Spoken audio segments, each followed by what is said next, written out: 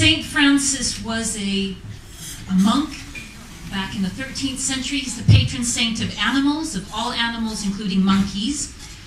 About 400 years later, a group broke away from the Franciscans. They were called the Capuchins, and they're known for this distinctive hood that they wear, and that they didn't want any excesses like sandals or shoes that the other Franciscans were wearing.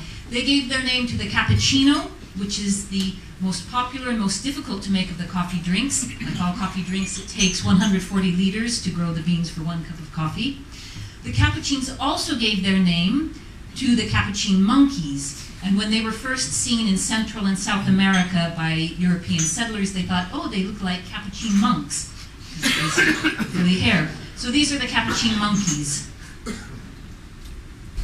And they are known as the most intelligent of the New World monkeys, which makes them very popular for any sort of behavioral research, and also they were popular as organ grinders. They were the little monkeys who would grind the organ for people. They're very popular as helping aids, as assistance monkeys, not unlike seeing eye dogs who help people who are blind. Monkey helpers can help you in the home. So if you're quadriplegic, you could get a monkey working for you at home. They can microwave food, they can wash your face, and they can change CDs, amongst many other tasks. They might live with you for up to 20 years, if you ever get one in your home. Let's turn to behavioral economists. Behavioral economists study not the behavior of money, but the behavior of consumers, how people use money. And what's fascinating to them is how human beings are notorious for being very, very irrational with the decisions that they make with money. And we tend to make a lot of bad decisions with money. And what really fascinates behavioral economists is whether there might be some reason for why we are so irrational, why it's so universal that we are bad with money. So they thought perhaps there's an evolutionary reason for this. And they thought, why don't we look at primates and see if we might find some link, some explanation for our terrible decision-making. So obviously Capuchin monkeys are the natural choice because they're the most intelligent of the New World monkeys. A researcher at Yale, Keith Chen, decided to use Capuchin monkeys and tried to teach them to use money. And he was able to do this after several months of training the monkeys to use little silver discs. The monkeys got it. They understood that what at the beginning had no value to them could be traded in for grapes, for jello, for apples.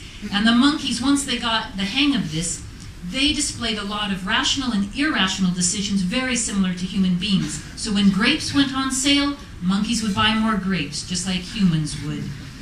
They also displayed remarkably similar patterns of irrational behavior with money. They never found monkeys saving any money whatsoever. Human beings have been known to save money, but not in general. Another similarity between the monkeys and the humans was that monkeys do steal silver discs if they have some value to them. And there have been a few cases of human beings stealing money in history. So there's another similarity. One day in the lab at Yale, there was a monkey who found the tray of silver discs, threw it into the air, and tried to collect as many of the silver discs as possible.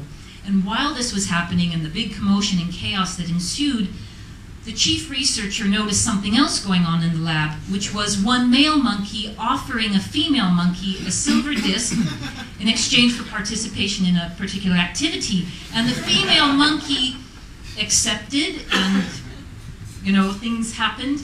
And at the end, the female monkey took that silver disc and traded it in immediately for a grape. The chief researcher was horrified by this and felt really bad, thought it was unethical that they were keeping monkeys in the lab, exposing the females to this bad environment, and they decided to put some controls in place so that this unnatural prostitution would not be happening to the poor monkeys. Because as we all know, what should be happening, of course, is what happens in the wild, where monkey mating only takes place in a loving and committed relationship, and mating is never just an exchange of economic resources. Thanks very much.